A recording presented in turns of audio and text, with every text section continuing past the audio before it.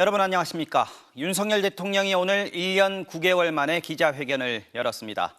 여당의 총선 참패 후 국민과 소통하겠다며 마련한 자리였는데 어떠셨습니까? 시각과 평가는 각각이겠습니다만 제가 보기엔 대통령의 대국민 메시지는 자화자찬 위주였고 기자들의 질문에는 동문서답이 많았습니다. 그래서 앞으로도 큰 변화는 없겠다 싶었습니다. 지금부터 자세히 들여다보겠습니다. 가장 큰 관심사였던 김건희 여사 관련 의혹에 대해 윤 대통령은 처음으로 사과라는 단어를 꺼냈습니다. 올해 초 신년 대담에서 한 박절하지 못해 아쉽다는 발언보다는 진전된 표현입니다. 하지만 야당이 추진하는 김건희 여사 특검법은 정치 공세라고 했고 아내의 부적절한 처신이라고 표현하면서도 윤 대통령 자신이 명품백 수수 사실을 언제 알았는지 어떻게 처분했는지에 대해서는 언급하지 않았습니다. 먼저 구승은 기자가 보도합니다. 윤석열 대통령의 취임 2주년 기자회견. 회견장에 들어선 윤 대통령은 여유로운 모습으로 기자들의 질문을 받기 시작했습니다. 오늘 질문 많이 준비하셨습니까? 김건희 여사의 명품백 수수 의혹에 대한 질문이 나오자 윤 대통령은 덤덤하게 입을 열었습니다. 제 아내의 현명하지 못한 처신으로 국민들께 걱정 끼쳐드린 부분에 대해서 사과를 드리고 있습니다. 사과라는 단어를 처음 썼는데 사과 드립니다가 아니라 사과를 드리고 있습니다라고 말했습니다. 그동안 사과를 계속 해왔던 것처럼 들리는 표현입니다. 연초에 KBS 대담에서도 말씀을 드렸습니다마는 사과를 드리고 있습니다. 윤 대통령은 지난 2월 KBS와의 신년 대담에선 자신과 아내가 박절하게 대하지 못했다면서 유감이나 사과의 뜻을 표하진 않았습니다. 매정하게 좀 끊지 못한 것이 좀 어떤 문제라는 문제고 좀 아쉽지 않았나. 김건희 여사 특검법에 대해선 반대 입장을 분명히 했습니다. 특검법은 도이치모터스 주가 조작 의혹까지 수사 대상으로 겨누고 있는데 전 정부에서 자신을 겨눈 수사가 진행된 만큼 억지스러운 정치 공세라고 주장했습니다. 지난 정부에서 저와 제 가족을 봐주기 수사를 했다는 것인지 정말 묻지 않을 수 없습니다. 그 자체가 저는 모순이라고 생각합니다. 이원석 검찰총장이 명품백 수수 의혹에 신속한 수사를 지시한 데 대해선 수사에 영향을 미친다는 오해를 받을 수 있다며 말을 아꼈습니다. 다만 검찰이 공정하고 엄정하게 잘할 것이라고만 말했습니다. 더 이상의 구체적인 해명은 없었습니다. 윤 대통령은 김건희 여사가 받은 명품백이 대통령 직무와 관련이 있는지, 명품백을 받은 사실을 언제 알았는지 설명을 내놓진 않았습니다. MBC 뉴스 구승입니다. 최상병 순직 사건 수사 결과에 대해 대통령이 질책했다는 이른바 경로설에 대한 질문에 윤 대통령은 국방장관에게 왜 무리하게 수색 작전을 진행했냐고 질책했다고 답했습니다. 질문에 걸맞은 답이 아니었습니다. 윤 대통령은 또 공수처의 수사가 끝난 뒤에도 의혹이 남는다면 내가 특검을 요구하겠다며 사실상 국회를 통과한 특검법에 대한 거부권 행사 방침을 내비쳤습니다. 신수아 기자가 보도합니다. 윤석열 대통령의 기자회견 초반, 김건희 여사에 대한 질문과 답변이 끝나자마자 최상병 특검법에 대한 질문이 이어졌습니다. 윤 대통령은 책임 소재를 가리기 위해 엄정한 진상규명을 강조했습니다. 정말 장래가 구발리 같은 젊은 해병이 대민 지원 작전 중에 이렇게 순직한 것은 국군 통수권자로서도 안타깝고.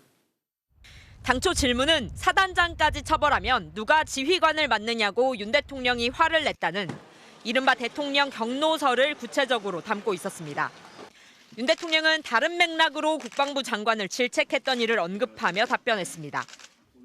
대통령님께서 국방부 수사 결과에 대해서 질책을 했다는 의혹도 좀 있습니다. 국방장관에게 이렇게 좀 질책을 했습니다. 왜 이렇게 무리하게 진행을 해서 이런 인명사고가 나게 하느냐. 경찰과 공수처가 수사하고 있고 같은 마음으로 열심히 진상을 규명할 거라며 진실을 왜곡해 책임을 봐주거나 뒤집어 씌우는 일은 가능하지 않을 것이라고 말했습니다. 이어 현재 수사를 지켜보자며 최상병 특검법 거부권 행사 방침을 재확인했습니다. 봐주기 의혹이 있다, 납득이 안 된다라고 하시면은 그때는 제가 특검하자고 먼저 주장을 하겠습니다. 윤 대통령은 최상병 사건 외압 의혹으로 출국 금지된 이종섭 당시 국방부 장관을 호주 대사로 임명해 논란을 빚은 데 대해선 사과하지 않았습니다. 출국 금지 사실은 알지 못했고 알 수도 없었다며 공수처에 고발됐다는 이유만으로 인사를 안 하긴 어렵다고 해명했습니다. 군인권센터는 대통령 말대로 수사가 미진할 때 특검을 도입하는 거라면 순직 사고 10개월이 지난 지금이 바로 그때라고 일침했습니다. MBC 뉴스 신수아입니다. 한동훈 전 국민의힘 비상대책위원장에 대한 언급도 있었습니다. 한 전 위원장에게 사퇴 요구를 한 적이 있었냐는 질문에 윤 대통령은 오해가 있었지만 풀었다고 답했는데요. 한 전 위원장과의 갈등설을 잠재우려는 의도로 보입니다. 김민영 기자입니다. 총선을 석 달도 안 남긴 지난 1월 한동훈 당시 국민의힘 비상대책위원장은 김건희 여사의 명품 가방 수수 의혹에 대해 공개적으로 문제를 제기했습니다. 분명히 아쉬운 점이 있고 국민들께서 걱정하실 만한 부분이 있었다고 저도 생각합니다. 대통령실에선 곧장 사퇴 요구가 터져나왔고 화재 현장에서의 90도 인사를 계기로 잠시 수면 아래로 가라앉는 듯했던 윤한 갈등설은 선거 기간 내내 여권의 불안 요인이 됐습니다. 질문을 받은 윤석열 대통령은 잠시 머뭇거리다 대통령실의 사퇴 요구 사실을 시인하면서 오해가 있었지만 바로 풀었다고 했습니다. 비서실장 또 원내대표 한동훈 위원장 이렇게 아마 점심 먹는 자리에서 그런 얘기가 나온 것 같은데 좀 오해가 있었던 것 같습니다. 그리고 사퇴 이후 한 전 위원장이 윤 대통령의 오찬 초청을 거절한 데 대해선 재충전이 필요한 것 같아 부담을 안 주고 기다리는 것이 맞다고 생각한다고 말했습니다. 아니 저와 20년이 넘도록 이렇게 교분을 맺어온 한동훈 위원장을 언제든지 만날 것이고요. 인지도가 높은 한동훈 전 위원장이 여권의 차기 대선 후보로 거론되는 만큼 논란을 잠재우겠다는 의도로 해석됩니다. 한 전 위원장은 윤 대통령의 발언에 아무 입장을 내지 않았고 취재진의 질문에도 답을 하지 않았습니다. 국민의힘 안에선 본인의 의사와 무관하게 한 전 위원장의 당대표 출마 여부가 계속해서 도마에 오르고 있습니다. 새 비대위를 꾸린 황우여 위원장이 준비 절차 등을 이유로 전당대회를 8월까지 늦출 수도 있음을 시사하면서 한 전 위원장의 복귀를 위해 시간 벌기에 나선 것 아니냐는 논란도 일고 있습니다. MBC 뉴스 김민영입니다. 여러모로 아쉬움이 많이 남는 회견이었습니다. 진정성과 공감, 소통을 기대했지만 질문은 날카롭지 않았고 답변은 핵심을 비켜갔습니다. 당초 주제 제한 없이 가능한 많은 질문을 받겠다던 취지도 무색해졌습니다. 김민찬 기자가 보도합니다. 존경하는 모든 책임은 여러분, 내가 진다는 안녕하십니까? 명패를 앞에 두고 기자회견에 앞서 진행된 국민보고. 윤석열 대통령은 그간 국정 기조가 옳았음을 재차 강조했습니다. 지난 2년 저와 정부는 시급한 민생 정책에 힘을 쏟으며 우리 사회의 개혁에 매진해 왔습니다. 이어 631일 만에 열린 기자회견. 지난번보다 2배 이상 많은 시간이 주어졌지만 질문 개수는 많지 않았습니다. 30여 분 동안 이어진 취임 100일 회견에서는 질문이 12개. 오늘은 72분 동안 20개의 질문을 받았습니다. 그만큼 대통령이 더 많은 이야기를 했다는 겁니다. 답변은 길었지만 핵심은 비켜갔습니다. 최상병 사건 당시 국방부 수사 결과에 화를 냈다는 이른바 대통령 경로서를 물었지만 윤 대통령은 엉뚱한 경로를 꺼냈습니다. 대통령님께서 국방부 수사 결과에 대해서 질책을 했다는 의혹도 좀 있습니다. 이에 대해서도 입장 부탁드리겠습니다. 사고 소식을 듣고 저도 국방장관에게 이렇게 좀 질책을 했습니다. 한동훈 전 국민의힘 비대위원장과 소원에 졌느냐는 질문에는 한 전 위원장이 정치인으로 자리매김했다는 답을 내놨습니다. 미국과의 방위비 협상 질문에서는 아예 답을 피했습니다. 제가 공개적으로 답변하기 어려운 질문을 많이 하셨는데 형식도 문제였습니다. 앞서 대통령실은 질문 주제와 시간 제한은 두지 않겠다고 했지만 정치, 경제, 사회 등 주제별로 질문을 받는다는 공지가 기자회견 2시간 전에 나왔습니다. 민정수석실 운영 방안이나 김건희 여사 공개 일정, 특별감찰관 도입 등에 대한 질문을 할 수도 없었고 들을 시간도 없었습니다. 대통령실 내에서는 오래 기다렸지만 여러 아쉬움이 남는 기자회견이었다는 얘기도 흘러나왔습니다. MBC 뉴스 김민찬입니다. 네, 대통령실 취재하는 강현섭 기자 나와 있습니다. 오늘 회견 어땠는지 좀 물어보겠습니다. 자, 강 기자도 오늘 회견장에 들어가지 않았습니까? 네, 저도 들어가 있었습니다. 오늘 몇 개의 언론사가 들어가 있었나요? 오늘 이제 150개 내외신 언론사에서 각사 한 명씩 들어가 있었고요. MBC에선 제가 들어가 있었습니다. 강 기자는 오늘 질문 안 하던데요? 안 한 게 아니고 못했습니다. 왜 못했습니까? 손은 들었습니까? 네, 보셨겠지만 김수경 대변인께서 그 질문자를 지명하는 방식이었습니다. 네. 저도 열심히 손을 들었지만 MBC를 지명하지는 않았습니다. 지금 화면을 보시면 제가 손을 드는 장면이 좀 보이실 텐데요. 네, 들었고. 공교롭게도 제 옆에 있는 기자 2명은 질문할 기회를 얻었지만 네. 저를 지목하지는 않았는데요. 네. 지상파 3사 중에서는 KBS, SBS가 질문을 했지만 MBC만 기회를 얻지는 못했습니다. 네. 대변인의 이렇다 할 설명은 없었습니다. 그리고 언론사와의 관계 때문이 아닌가 이렇게 싶기도 한데요. 보수색채가 강한 언론사 중에서는 조선일보, TV조선, 중앙일보가 질문을 했고요. 네. 진보 성향 언론 중에서는 한겨레 신문이 유일하게 기회를 얻었습니다. 특이하게도 경제 분야는 경제지 3곳이, 외교 분야는 외신 4곳이 질문했는데 대통령실은 매체별 성격을 고려해 선정했다고 설명했습니다. 자, 질문은 못했지만 강 기자도 질문 미리 준비를 했죠. 뭘 물어보려고 했습니까? 네, 최상병 특검법과 김건희 여사에 대해서 질문이 나오긴 했는데요. 네. 이른바 대통령령의 경로설이죠. 그리고 작년 7월 31일 오전 11시 45분쯤 이종석 국방장관과 대통령실의 통화 내역 등 구체적인 사실관계를 얼마나 파악하고 있는지 그리고 김건희 여사가 받은 명품백은 언제 알았고 어떻게 처분했는지 이런 걸 네. 좀 물어보려 했습니다. 네.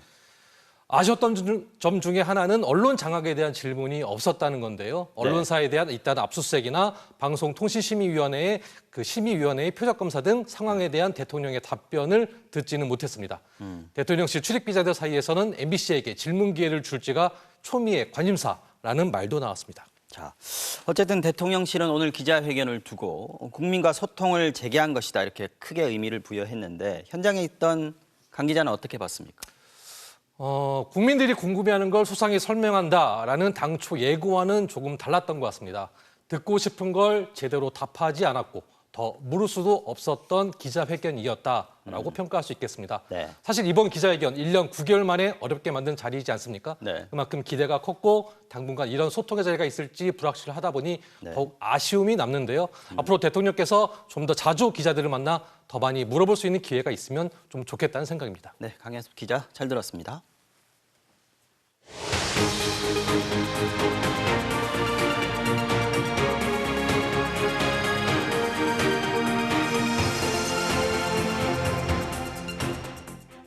도이치모터스 주가 조작 사건. 2009년부터 3년 동안 도이치모터스 임직원과 주가 조작꾼들이 짜고 시세를 조종한 금융범죄입니다. 윤 대통령은 오늘 회견에서 이와 관련해 치열할 정도로 수사를 받았다고 했는데요. 정말 그럴까요? 김 여사는 지난 4년 동안 단 한 번도 소환 조사를 받지 않았습니다. 수사팀에 있었던 한 현직 검사는 윤 사단의 압박이 컸다고 했습니다. 김상훈 기자입니다. 지난해 2월 1심 법원은 권오수 전 도이치모터스 회장 등 주가 조작 일당 6명에게 유죄 판결을 내렸습니다. 법원이 유죄로 판단한 거래 내역은 102건, 이 가운데 절반 가까운 48건이 김건희 여사 계좌를 통해 이뤄졌습니다. 윤석열 대통령은 후보 시절 김 여사가 오히려 손해를 봤다고 했습니다. 오히려 조금 비쌀 때 사서 좀 쌀 때 매각한 게 많아서 나중에 뭐 수천만 원의 손해를 보고. 하지만 검찰이 재판 과정에 제출한 자료는 달랐습니다. 김건희 여사 13억 9천만 원, 어머니 최은순 씨 9억 원, 모두 23억 원을 벌었다고 했습니다. 재판에 증거로 채택되지는 않았지만 규명이 필요한 부분입니다. 검찰은 주가 조작에 돈을 댄 다른 전주들은 2차례씩 직접 불러 소환했고 증거를 제시하며 자백도 받아냈습니다. 하지만 지난 4년간 김 여사는 한 번도 부르지 않았습니다. 서면 조사만 했습니다. 일단 소환 조사한 바는 없고 서면 조사를 했었고 윤 대통령은 오늘 회견에서 받을 만큼 수사를 받았다고 했습니다. 사실은 지난 정부 한 2년 반 정도 사실상은 저를 타겟으로 해서 검찰에서 특수부까지 동원해서 정말 치열하게 수사를 했습니다. 당시 수사팀이었던 한 현직 검사는 수사 착수 때부터 윤사단 압박이 컸다며 당시 검찰총장 부인에 대해 입을 여는 사람이 없었고 대선 국면부터는 수사도 위축될 수밖에 없었다고 했습니다. 일선 검찰청을 순회 중인 이원석 검찰총장은 김건희 여사의 도이치모터스 주가 조작 관여 의혹 수사도 신속 수사 대상에 포함되냐는 기자들 질문에 아무런 답을 하지 않았습니다. MBC 뉴스 김상훈입니다.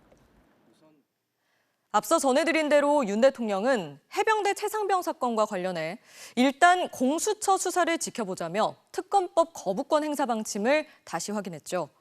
그렇다면 공수처와 특검 수사는 어떻게 다를까요?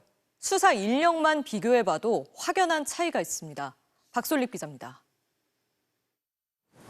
공수처가 첫 압수수색에 나선 건 올해 1월. 박정훈 전 해병대 수사단장이 외압 의혹을 폭로하고 나서 넉 달이 지나서였습니다. 첫 소환 조사까지는 또 석 달 넘게 걸렸습니다. 자료 분석하고 포렌식하는데 애를 먹었습니다. 인력이 적습니다. 최상병 사건 공수처 수사팀은 검사와 수사관 등 67명입니다. 7월이면 통신기록 보존 기한 1년이 지나 증거가 다 사라질 수 있습니다. 반면 국회를 통과한 최상병 특검은 특별검사 1명이 검사장급 특검보 3명, 파견검사 20명을 지휘하도록 했습니다. 수사관과 지원 인력까지 하면 최대 104명입니다. 한 검찰 간부는 정치적 파장이 큰 수사의 경우 하나의 정부기관인 검찰, 경찰, 공수처 등 수사기관이 하는 것보다 국회가 임명한 특검에서 수사를 할 때 논란이 덜하고 수사 결과에 반발도 덜하다고 했습니다. 대통령 경로설, 대통령실 인사들 통화 내역 등 대통령실 관여 의혹은 갈수록 짙어지고 있습니다. 최고 권력을 향한 수사로 확대될 수 있습니다. 윤 대통령은 핵심 피의자인 이종섭 전 국방부 장관을 직접 호주 대사로 임명했습니다. 대통령실까지 수사 대상이 확대되면 어디까지 협조적일지도 의문입니다. 출금을 한 달씩 걸게 돼 있는데 그거를 또 2번을 계속 연장을 하면서도 소환하지 않았다는 것은 좀 저도 오랜 기간 이런 수사 업무를 해왔습니다마는 좀 이해하기가 저도 어렵습니다. 윤 대통령은 공수처장 지명도 2달 가까이 미뤄 수장 공백 상태도 넉 달 가까이 이어지고 있습니다. MBC 뉴스 박솔립입니다.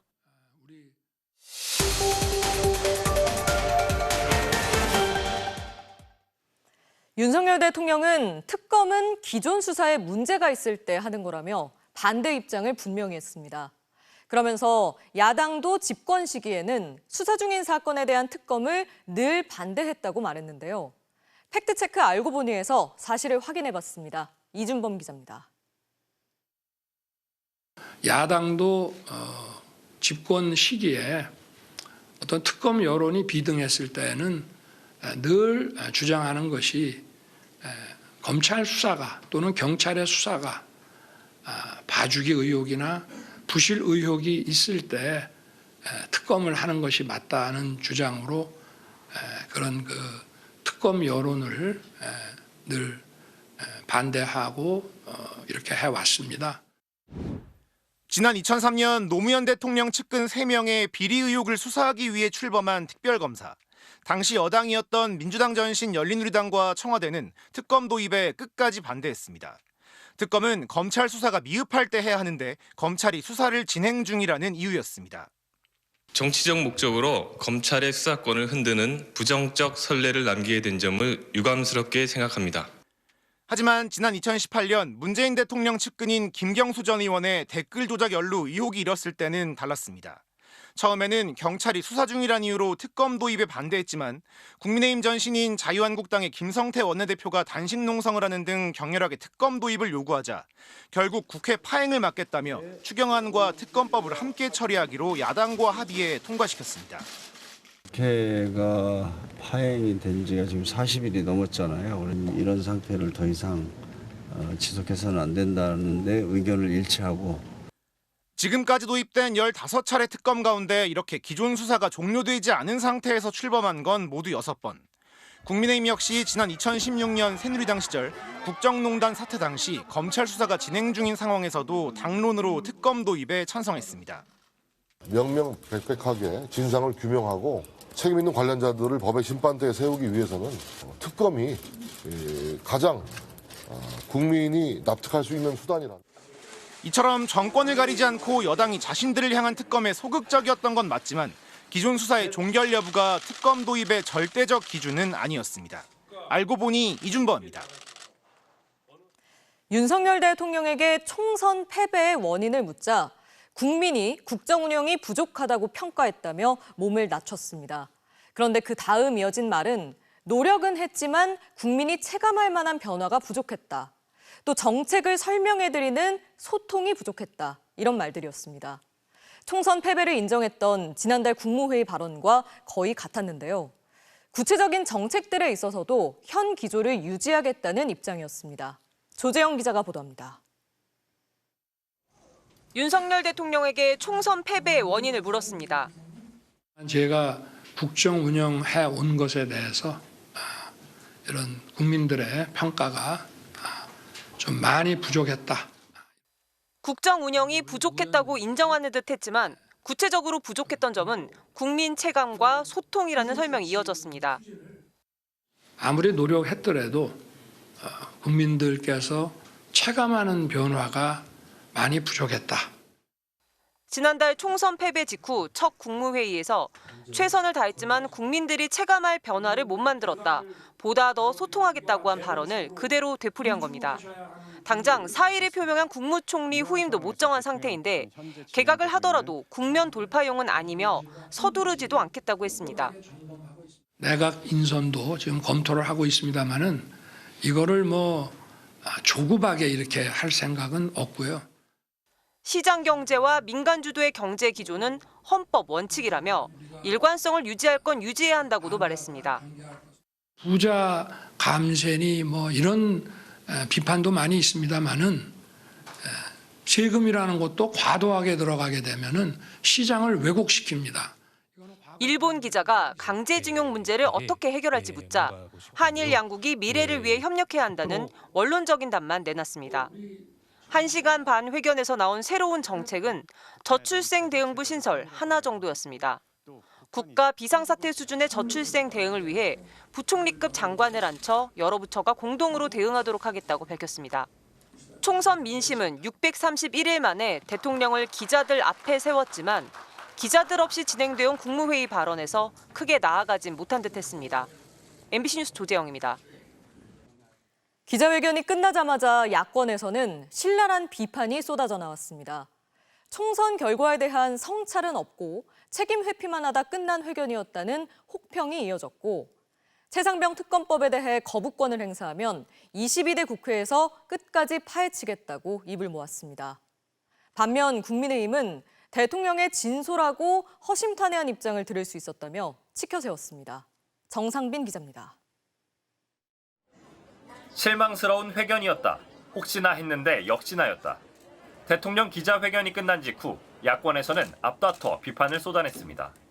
총선 참패로 드러난 국민의 민심을 대통령이 전혀 모르고 있다며 윤 대통령 스스로 기회를 걷어찼다고 비판했습니다. 여전히 나는 잘했는데 소통이 부족했다고 고집하고 있습니다. 오답을 써놓고 정답이라고 우기는 것과 뭐가 다릅니까? 노력했는데도 국민들이 못 느꼈다라는 책임 회피로 시작하고 끝난 기자회견이었습니다. 윤 대통령이 최상병 특검법을 거부하겠다는 입장을 밝힌 데에 대해 야권은 손톱만큼의 공감도 하지 않는 거냐며 강하게 비판했습니다. 거부권을 행사할 테면 해보십시오. 22대에서라도 끝까지 파헤쳐서 최혜병 순직 수사사건 외압의 주범을 찾아내고 말 테니까요. 반면 국민의힘은 정반대의 입장을 내놨습니다.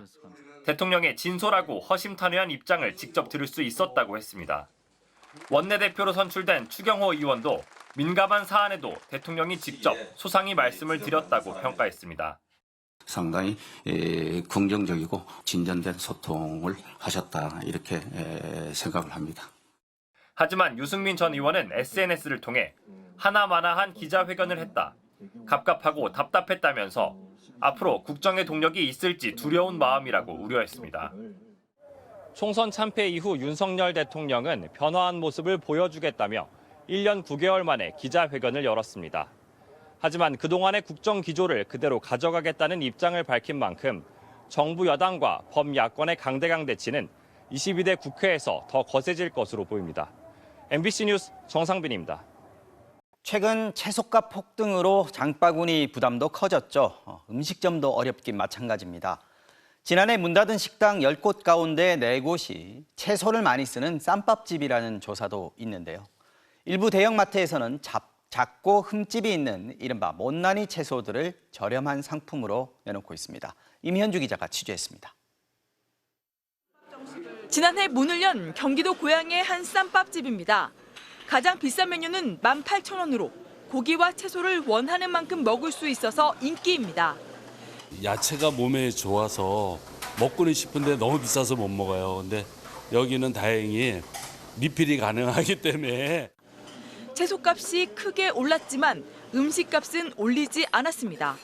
대신 쌈채소는 드실 만큼만 담아달라고 써붙여놨는데 그래도 남겨지는 걸 볼 때면 마음이 불편합니다. 준비하는 과정에서도 돈이 많이 들어가는데 또 버릴 때도 돈이 많이 들어가면 그건 아니잖아요. 그거 좀 애로사항이 좀 많아요. 한 상권 분석 플랫폼에 따르면 지난해 폐업 신고를 한 식당 10곳 가운데 4곳은 쌈밥집이었습니다. 지난해부터 시작된 채소값 인상에 직격탄을 맞고 있는 겁니다. 최근에는 한 통에 10,000원 넘는 양배추까지 나왔는데 이 때문에 한 대형마트에선 가격을 크게 낮춘 이른바 못난이 양배추를 상품으로 내놨습니다.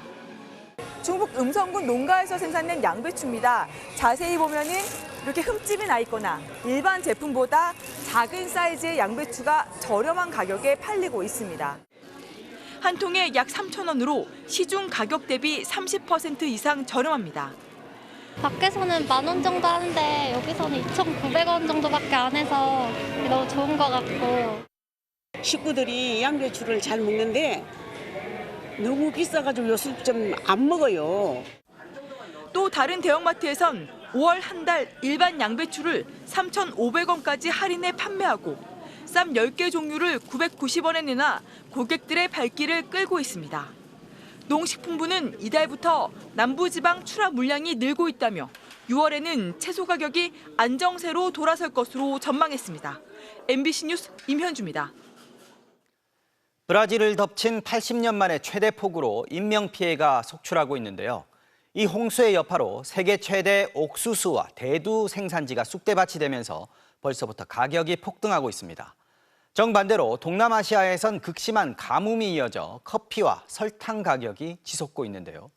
기상이변으로 농산물 가격이 들썩이는 상황, 윤성철 기자가 전해드립니다. 브라질 남부 히우 그랑지 두 술주를 덮친 80년 만의 최대 폭우는 모든 것을 집어삼켰습니다. 물바다가 된 공항 활주로에 갇힌 여객기들은 옴짝달싹 못하고 물 위에 둥둥 떠 있습니다. 목숨을 건지기 위해 말 한 마리가 지붕으로 가까스로 대피한 모습도 포착됐습니다. 기록적인 폭우는 세계 최대 옥수수 대두 생산지로 꼽히는 브라질 농가를 초토화시켰습니다. 위성사진에 찍힌 히우 그랑지 두 술주 경작지의 모습입니다. 수확이 코앞이던 푸릇푸릇한 농작물들이 범람한 강물 아래에 잠겨 온데간데 없습니다. 엎친 데 덮친 격으로 인근 아르헨티나에서는 농작물 병충해까지 창궐하고 있습니다. 미국 시카고 상품거래소는 즉각 출렁였습니다. 7월 만기 선물 기준 옥수수 가격은 지난 3일 1월 이후 최고가를 기록했습니다. 대두 선물 가격 역시 한때 1.44%까지 치솟는 등 불안한 모습이 이어졌습니다. 지구 반대편 동남아시아는 기록적인 폭염이 부른 극심한 가뭄으로 몸살을 앓고 있습니다. 세계 2위 커피 원두 생산지인 베트남은 경작지에 댈 물이 없어 커피잎이 말라붙고 있습니다. 이 여파로 커피 시장 양대 품종 중 하나인 로부스타 원두 가격은 올 들어 50%나 급등했습니다. 16년 만에 최고 수준입니다.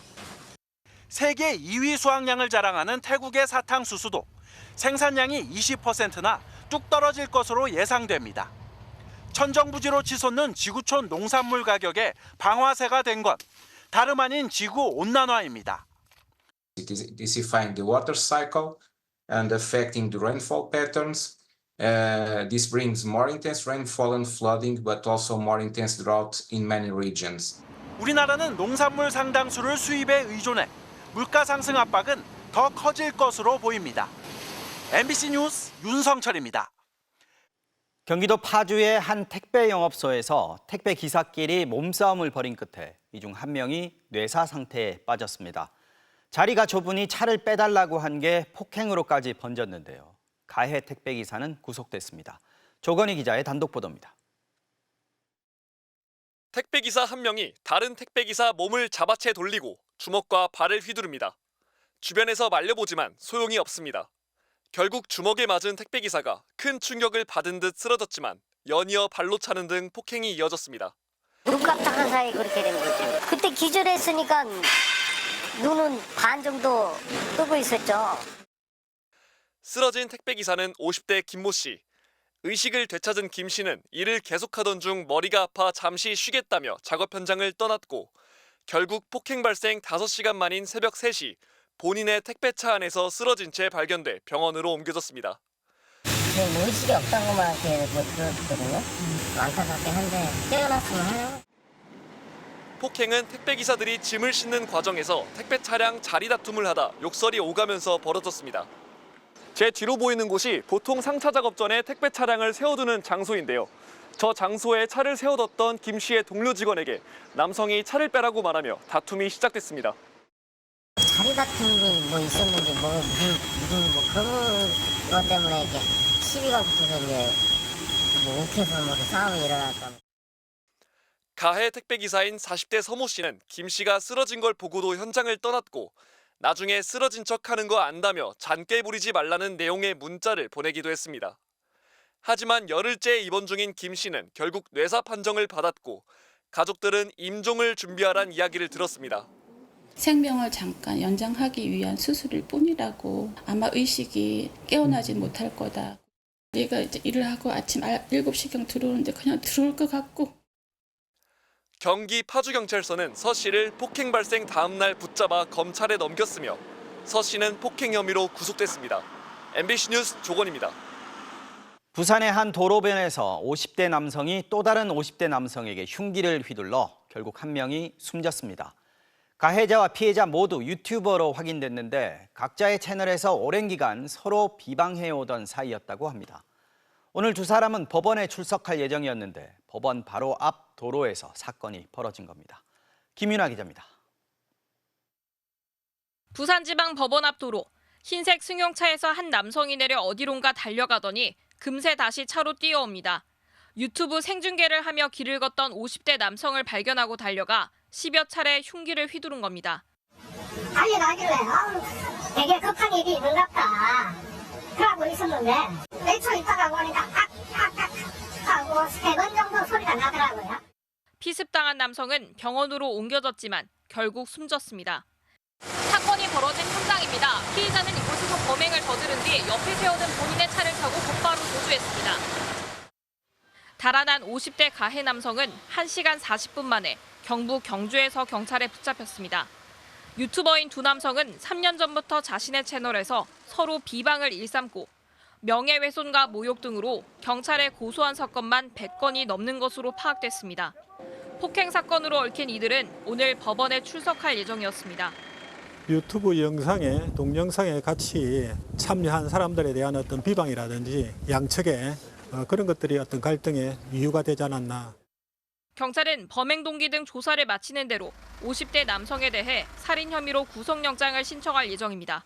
MBC 뉴스 김민아입니다. 20대 여성을 살해한 혐의로 구속된 의대생 최모 씨가 범행 직후 옷을 갈아입는 등 계획 범죄 정황이 추가로 드러났습니다. 최 씨는 본인이 투신 시도를 하기 전 옷을 갈아입었다고 밝혔고 경찰은 최 씨가 옷을 갈아입은 상태라 범행을 눈치채지 못했다고 설명했는데요. 경찰이 최 씨의 신상을 공개하지 않기로 결정한 가운데 내일 프로파일러 면담을 실시합니다. 백승우 기자의 보도입니다. 20대 의대생 최모 씨의 범행 당일 행적이 추가로 드러났습니다. 경찰 조사 결과 최 씨는 범행을 저지른 직후 옷을 갈아입은 것으로 확인됐습니다. 범행 당시 입은 옷은 가방에 넣어둔 것으로 조사됐습니다. 경찰은 최 씨가 범행 과정에서 피해자 혈흔이 옷에 묻을 것을 예상하고 갈아입을 옷을 계획적으로 준비한 것인지를 조사 중입니다. 경찰에 따르면 최 씨가 옷을 갈아입기 전 피해자는 이미 사망한 상태였고 최 씨가 투신 시도를 하기 전에 옷을 갈아입은 것으로 확인됐습니다. 최 씨는 범행 직후 옥상에서 투신하려 한다는 신고가 접수되면서 경찰에 붙잡혔습니다. 경찰은 최 씨가 옷을 갈아입은 상태라 혈흔 등이 묻어있지 않아 최 씨의 범행을 바로 알아채지 못했다고 설명했습니다. 앞서 최 씨는 흉기를 미리 준비하는 등 범행을 계획한 사실이 드러났습니다. 경찰은 최 씨의 신원은 공개하지 않을 방침입니다. 경찰 관계자는 이번 사건이 2차 가해 논란이 있고 유족 등의 입장도 종합적으로 고려해 신상정보 공개 심의위원회를 소집하지 않기로 결정했다고 밝혔습니다. 경찰은 내일 최 씨의 범행 동기를 밝히기 위해 범죄심리 분석관을 투입해 면담과 진술 분석을 진행할 예정입니다. 자기 몸에 피가 튀고 그것을 걱정하는 것이라고 보면은 자아중심성, 에고센트릭한 측면을 볼 수가 있고 그것은 이제 사이코패스의 상당히 중요한 특성 중에 하나이기 때문에 경찰은 면담 결과를 토대로 사이코패스 진단 검사를 할지 여부를 결정할 계획입니다. MBC 뉴스 백수입니다. 최근 안전사고가 잇따랐던 보잉사 제조 항공기에서 또 사고가 발생했습니다. 보잉사가 만든 화물기가 앞바퀴가 나오지 않은 채 튀르키예 이스탄불 공항에 비상 착륙한 건데요. 40분간 공중을 선회하다가 동체로 바닥을 긁으며 착륙했습니다. 김희웅 기자가 보도합니다. 활주로 중앙으로 화물기 한 대가 내려앉으려 합니다. 뒷바퀴를 먼저 지면에 댔고 처든 앞머리가 천천히 내려가면서 바닥에 닿으면 부드러운 착륙 완성입니다. 그런데 착륙을 위한 앞바퀴가 보이지 않습니다. 화물기는 바닥에 동체 앞부분을 대고 불꽃과 연기를 내면서 활주로를 쭉 긁어갔습니다. 착륙 전 화물기 조종사는 앞바퀴가 동체 밖으로 나오지 않는다고 이스탄불 공항 관제탑에 보고했습니다.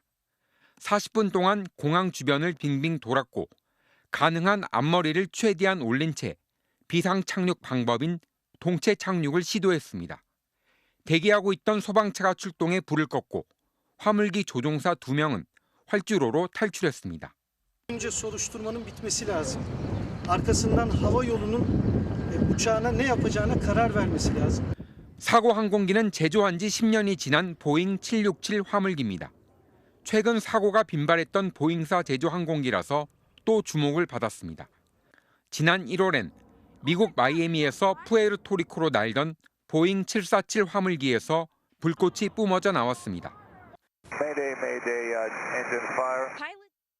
화물기는 이륙했던 공항으로 비상 착륙했고 사고 조사 결과 항공기 날개 부분 엔진 하나에서 구멍이 발견됐습니다. 객실 문짝 하나가 완전히 떨어져 나간 채로 비행하는 일도 있었습니다.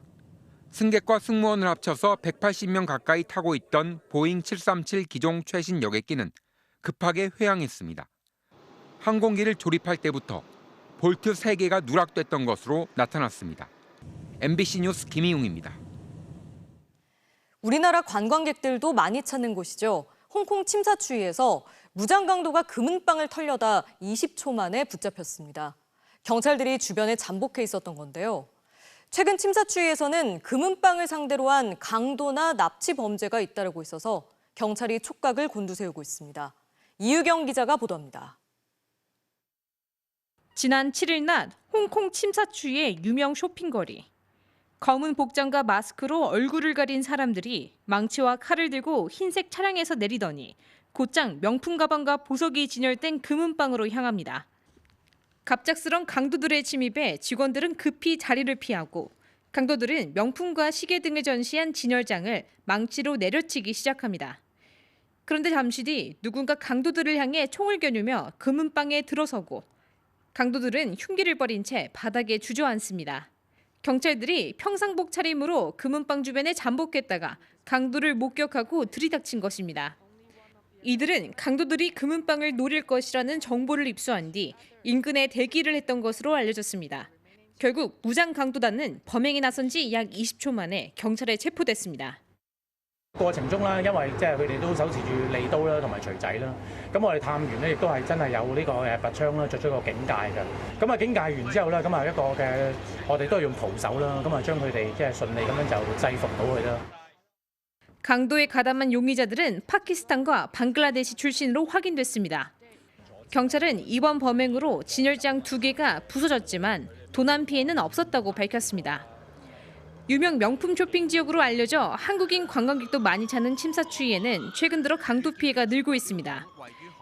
강도 전날에는 금은방 옆 길거리에서 한 여성이 남성들에게 납치됐다가 풀려났고 지난해 9월에는 강도 3명이 다른 금은방에서 우리 돈 7억 원어치 시계를 훔치기도 했습니다. 경찰은 강도들에게 공범이 있는지 다른 강도 범행과 연관이 있는지 조사할 계획입니다. MBC 뉴스 유경입니다. 네이버의 일본 동업자 소프트뱅크가 라인 야후 지분 매각 협상이 활발히 진행 중이라고 공식 발표했습니다. 네이버와 소프트뱅크 양측은 지분 비율과 가격 조건 등에서 이견을 보이는 걸로 알려졌는데 경우에 따라 오는 7월을 전후해서 라인 야후의 경영권이 일본 소프트뱅크로 넘어갈 수 있는 상황입니다. 도쿄 현영준 특파원이 보도합니다. 소프트뱅크 최고 경영자는 어제까지도 네이버와 지분 매각을 놓고 치열한 교섭을 벌였다고 밝혔습니다. 60対40だとか51対49だとか、比率はまだ全然議論にもなってませんけれども 라인 야후 이사회를 이미 소프트뱅크가 장악한 만큼 지분율이 늘어나도 크게 달라질 건 없다며 자신감을 보였습니다. 그러면서 경우에 따라 라인 야후 지분을 전부 가져갈 수 있다는 의지도 내비쳤습니다. 例えば 100% 買ってしまうとなれば、今後の戦略の中でですね、いろんなことが考えられると思いますけども、51%、49% ぐらいの支配権を高めたということであれば、ほぼほぼあまり変わらないんだろうなと。 네이버 역시 협조적이라면서도 지분 비율과 가격 조건 등 입장차가 큰 만큼 총무성이 기한으로 못 박은 7월 1일까진 지분 매각이 완료되긴 어렵다고 봤습니다. 소프트뱅크는 특히 개인정보 유출 사고를 얘기하면서 지분 매각 사태의 책임이 네이버에 있다고 주장했습니다. 全くしようもない相手だったとしたら、訴訟まで踏み込むぐらいの案件だと思うんですよね。 동업자였던 소프트뱅크가 총무성의 부당한 행정 지도에 동조하고 나선 겁니다. 라인 야후가 기술 독립을 외치고 있지만 기술력이 부족해 당분간 네이버에 의존할 수밖에 없다는 지적이 일본 내에서 나오고 있습니다. 결국 기술 독립은 명분일 뿐 경영권을 박탈하려는 게 목적 아니냐는 의혹이 들 수밖에 없습니다. 도쿄에서 MBC 뉴스 현영준입니다. 이처럼 일본에서 네이버 지우기가 본격화되는 가운데 우리 정부의 대응이 소극적이라는 비판이 나오고 있습니다. 윤석열 대통령은 오늘도 한일 정상 간 신뢰가 두텁다고 말했는데 정작 필요할 때 정부가 안 보인다는 지적입니다. 정동욱 기자입니다. 2016년 미국과 일본에 동시 상장했던 라인. 네이버는 한국인 기술자로 초기 개발을 주도한 뒤엔 일본인으로 직원을 채우며 현지화에 주력했습니다. 그리고 2019년 소프트뱅크가 운영하는 검색 서비스 야후재팬과 시너지를 내겠다며 지분을 반씩 투자해 A홀딩스를 만들었습니다. 이게 자충수가 됐습니다. 지분이 조금만 넘어가면 경영권도 넘어가는 취약한 구조가 된 겁니다. 지난 2021년 페이스북 이용자 42만 명의 개인 정보가 유출됐을 때 메타의 지배구조를 문제 삼지 않았던 일본이 이 틈을 파고들었습니다. 유독 한국계 기업에만 엄격하다면 이는 적대 국가도 아닌 우방인 한국에 대한 중대한 차별 행위일 것이다. 정부는 계속 네이버의 의사를 존중하겠다는 입장입니다. 그러나 일본의 실세부처 총무성을 방패 삼아 소프트뱅크와 라인 야후가 함께 네이버를 압박하는 상황에서 우리 정부는 너무 소극적이라는 비판이 여당에서도 나오고 있습니다. 네이버의 입장과 판단을 기다릴 것이 아니라 우리 정부가 해외 진출한 우리 기업을 보호하고 한일 관계에 미칠 파장을 조기에 차단하기 위해서라도 적극적으로 나서야 합니다. 일본 측의 공세 속에 네이버는 장고에 들어갔습니다. 좀 자본주의 사회에서는 좀 맞지 않는 상황이긴 하죠. 그래서 네이버 입장에서는 좀 억울한 부분들도 있고 어차피 라인을 키워온 게 네이버이기 때문에 미국 정부가 틱톡을 제재하듯 라인을 흔드는 일본. 이번에 단호하게 대응하지 않으면 제2, 제3의 라인 사태가 반복될 수 있다는 지적도 나옵니다. MBC 뉴스 정동욱입니다. 경북 구미의 한 중학교 여학생들이 학교에서 불법 촬영을 당한 것으로 파악됐습니다. 지금까지 확인된 피해 학생만 10명 안팎입니다. 변혜주 기자입니다. 지난달 16일 경북 구미의 한 중학교 학생이 텔레그램 방에서 같은 학교 여학생들이 몰래 촬영된 사진을 발견해 교사에게 신고했습니다. 교육당국 확인 결과 텔레그램 방에는 여학생 여러 명이 교실과 등하굣길에서 찍힌 사진과 영상이 유포되고 있었습니다. 우리의 치마 밑을 찍는 영상이요. 네, 그 방에는 3,000명이 있고. 이 학교에서 파악된 피해자만 10명 안팎, 다른 학교의 학생들도 불법 촬영을 당한 것으로 파악돼 피해자는 더 늘어날 걸로 보입니다. 불법 촬영을 한 가해자로 피해자와 같은 반 남학생이 지목됐지만 남학생은 이 같은 사실을 부인하고 있습니다. 피해 학생의 부모는 학교 측이 가해 학생 분리 등 조치를 제대로 취하지 않았다고 주장했습니다. 아무도 못 믿겠대요. 선생님들도 어른들도 못 믿겠다고. 그걸 확인한 순간부터 뭔가를 해줄 줄 알았는데 아무것도 안 하고 가만히 있는다는 게 이해가 안 간답니다. 학교 측은 가해자가 특정되지 않아 분리 조치를 하지 않았다가 피해 학생 부모가 학교폭력 신고를 한 뒤 분리 조치를 시행했습니다. 진짜 추정일 뿐이에요. 조사를 해봐야 알겠는데 그 학생이 어려움을 겪을 수도 있을 것 같은 생각이 들어요. 경찰은 신고된 내용을 토대로 학교 관계자 등을 불러 정확한 사건 경위를 조사하기로 했습니다. MBC 뉴스 변예주입니다. 경남 고성의 한 조선소에서 선박 구조물 수평 작업을 하던 노동자 2명이 구조물에 깔려 숨지는 사고가 났습니다. 조선소에서 일하다 숨진 사람은 올해 들어서만 8명입니다. 경찰은 이 사업장이 중대재해처벌법을 위반했는지 조사하고 있습니다. 이선영 기자가 취재했습니다. 경남 고성군의 한 조선소. 바닥에 놓여있는 철제 구조물 주변에 거대한 크레인 2대가 설치됐습니다. 조선소에선 작업이 중단돼 직원들이 빠져나옵니다. 왜 지금 일찍 퇴근하시는 거예요? 회사에서 뭐라고 하시던가요? 오늘 오전 8시 44분쯤 무게가 120톤이 넘는 철제 선박 구조물에 노동자 2명이 깔렸다는 신고가 접수됐습니다. 이들은 약 2m 높이의 지지대에 올려져 있던 선박 구조물 아래에서 수평을 맞추는 작업을 하고 있었는데 갑자기 구조물의 지지대가 무너졌습니다. 경찰은 지지대 사이를 움직이며 수평을 맞추는 장비인 유압기가 제대로 작동했는지 여부를 조사하고 있습니다. 유압기가 오작동하지 않았느냐. 밑에 지지대 4개가 고정되어 있었거든요. 그게 굉장히 견고하기 때문에 무너지고 갈 그건 아니었던 것 같습니다. 이 사고로 40대 노동자와 캄보디아 출신 30대 노동자가 심정지 상태로 구조돼 병원으로 옮겨졌으나 숨졌습니다. 이 사업장은 상시 근로자가 5명 이상으로 중대재해처벌법 적용 대상입니다. 노동계는 해당 사업장이 중량물 취급에 대한 기본을 지켰는지 철저히 조사해야 한다고 주장했습니다.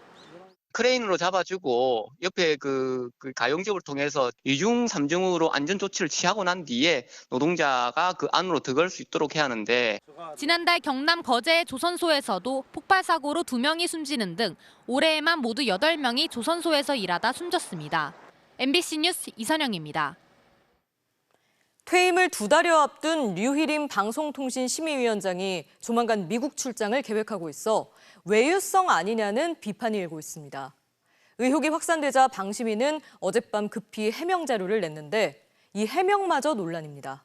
이혜리 기자입니다. 2024년 5월 미국 출장 계획이란 제목의 방송통신심의위원회 내부 문서. 류희림 위원장과 실무진 4명이 오는 14일부터 3박 5일간 워싱턴 DC를 방문한다고 적혀 있습니다.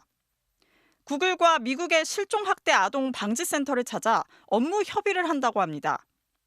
일정표에 나오는 방문지는 2곳이 전부인데 경비 2,800여만 원이 들어갑니다. 오는 7월 퇴임하는 류 위원장의 외유성 출장이란 비판이 제기되자 방심위는 어젯밤 해명 자료를 냈습니다. 기존 일정 2곳에 주미 한국대사관 방문 계획이 갑자기 추가됐습니다.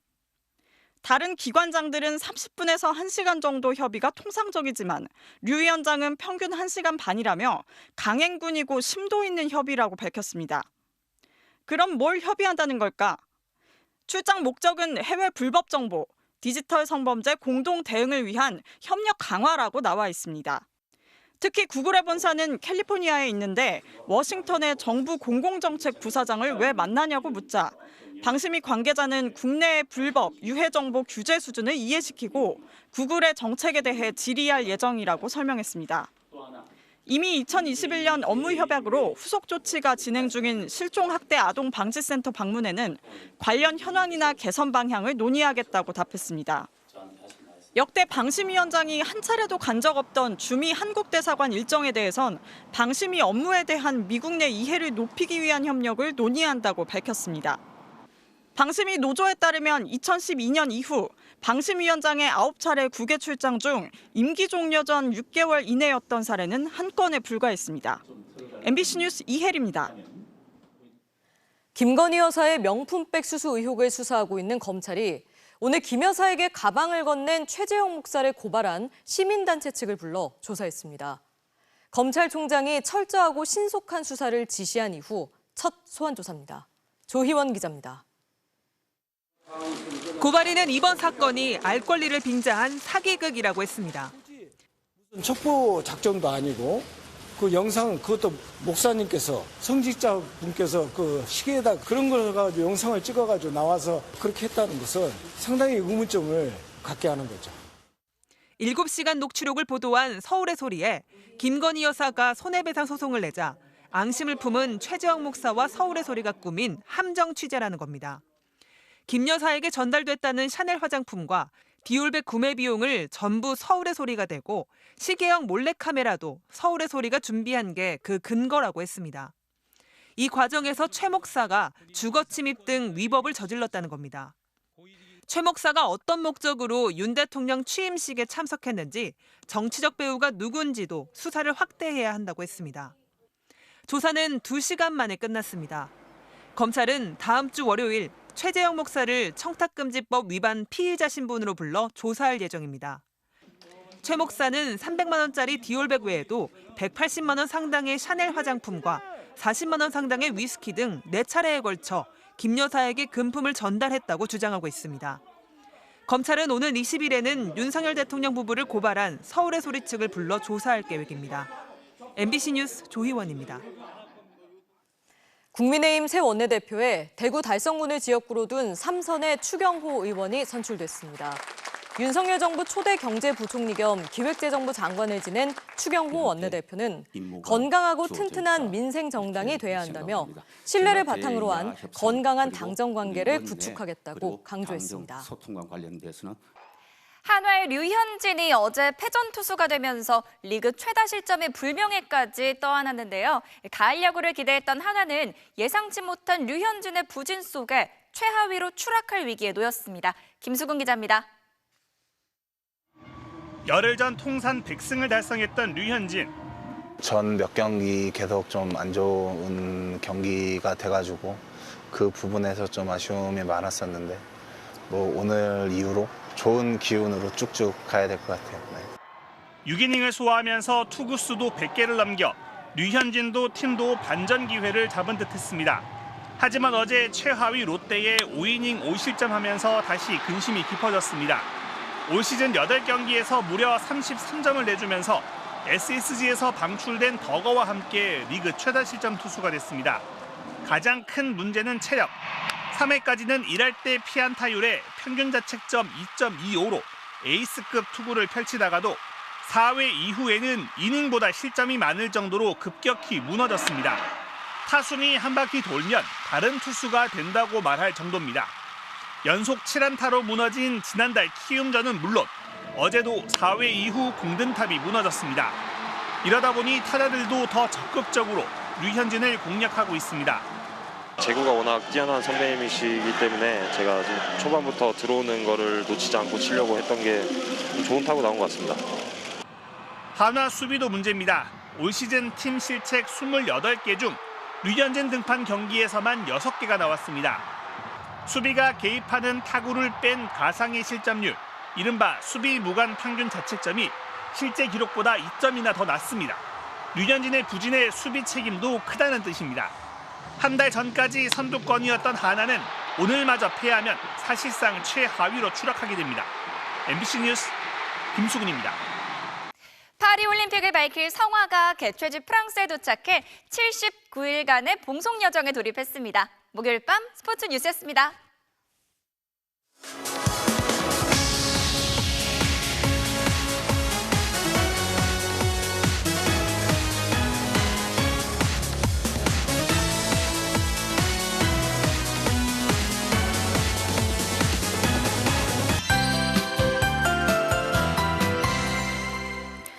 연중 날이 가장 좋은 5월인데요. 내일과 모레는 또다시 궂은 날씨로 변하겠습니다. 슈퍼컴퓨터가 예측한 강풍입니다. 내일은 우리나라 남쪽에 고기압이 북쪽에 저기압이 위치하면서 보시는 것처럼 이 붉은색으로 표시되는 강한 서풍이 유입됩니다. 특히 내일 밤부터 강원 산지와 경북 북동 산지의 시속 90km 이상, 그 밖에 전국에도 55km 안팎의 강한 바람이 불겠습니다. 이 강풍에 기온까지 높아서 화재 위험성이 크겠는데요. 비가 오기 전까지는 불조심하셔야겠습니다. 비는 주말인 모레 오전에 수도권 지방부터 시작되겠습니다. 예상 강우량은 수도권에 5에서 30mm가량입니다. 반면 제주와 남해안을 중심으로 100mm 안팎의 많은 비가 짧고 강하게 쏟아질 것으로 보입니다. 특히 지난 주말 호우 지역이었던 제주와 경남 해안, 지리산 부근에 또다시 호우특보 가능성이 있습니다.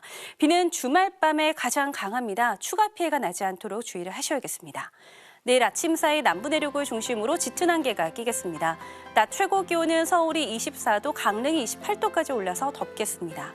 이번 비가 그친 뒤에는 황사가 유입될 가능성이 있습니다. 날씨였습니다.